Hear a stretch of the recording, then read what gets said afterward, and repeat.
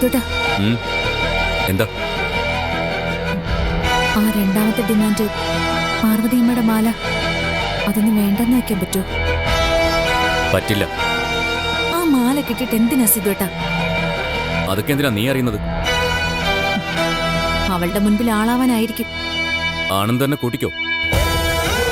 കല്യാണം കഴിഞ്ഞ ഉടനെ അതേ പന്തലി വെച്ച് താലിമാല ഊരിയറിഞ്ഞ് നിനക്ക് താലിയുടെ മഹത്വം ഒന്നും പറഞ്ഞാൽ മനസ്സിലാവില്ല. എന്നാലേ അത് മനസ്സിലാവുന്ന ചിലരുണ്ട്, അവർക്ക് കൊടുക്കാൻ ആ മാല.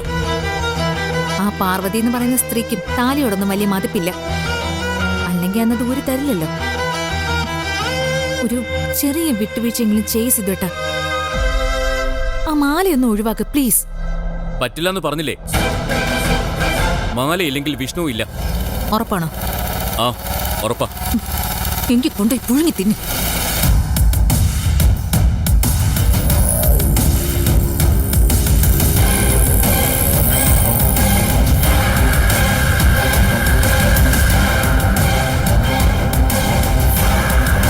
ഇപ്പൊ എവിടുന്ന് വന്നു ഈ മാല?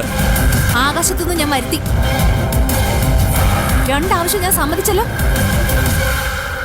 ഇനി വിഷ്ണുവിനെ ഇറക്കാലോ. ഒരു ദിവസം മുൻപെങ്കിൽ ഒരു ദിവസം മുൻപ് വിഷ്ണു പുറത്തിറങ്ങിയിരിക്കണം. ആദ്യം മ്യൂച്വൽ ഡിവോഴ്സ് പെറ്റീഷൻ തയ്യാറാക്കണം. അതിൽ നീ ഒപ്പിടണം. ഒപ്പിട്ട് കഴിഞ്ഞാൽ വിഷ്ണുവിന്റെ വക്കാലത്ത് ഞാൻ ഏറ്റെടുത്തു. അതോടെ നമ്മൾ പിരിയുമല്ലേ? നമ്മളതിനെ എന്നേ പിരിഞ്ഞവരാ. ഒരിക്കൽ പോലും ഒരു കാര്യത്തിലും യോജിക്കാൻ നമുക്ക് കഴിഞ്ഞിട്ടില്ലല്ലോ. അതുകൊണ്ട് പിരിയുന്നുവെന്നത് വെറും ഒരു ടെക്നിക്കലാണ്. വൈകാരികമായി അത് നമ്മളെ രണ്ടുപേരെ സ്പർശിക്കത്തുമില്ല. എന്നെ സ്പർശിക്കുന്നുണ്ട്.